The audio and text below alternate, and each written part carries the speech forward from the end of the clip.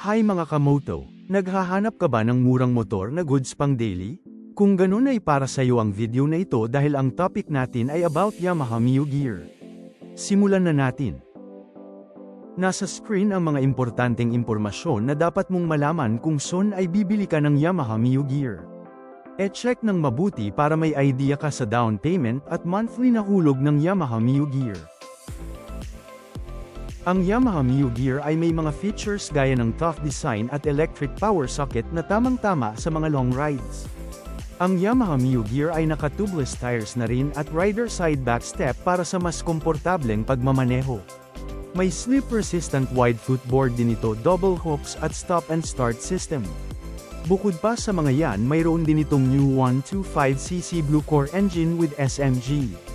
Naka-LED headlight with hazard lamps na din ang motor na ito at answer back system. May bagong brown seat din ito at slim and compact body design.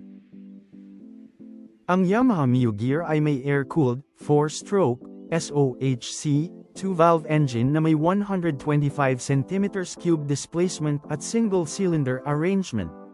May maximum power itong 7 kW, 9.4 Fd start, sa 8,000 revolution per minute at 9.6 Nm torque sa 5,500 revolution per minute.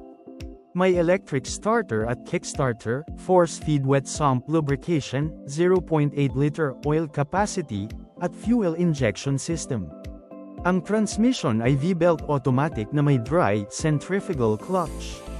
May underbone frame, telescopic front suspension, at unit swing rear suspension.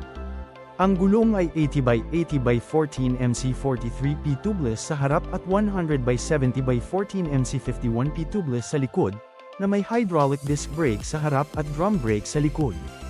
Ang sukat nito ay 1,870x685x1060mm, seat height na 750mm, wheelbase na 1,260mm, at ground clearance na 135mm.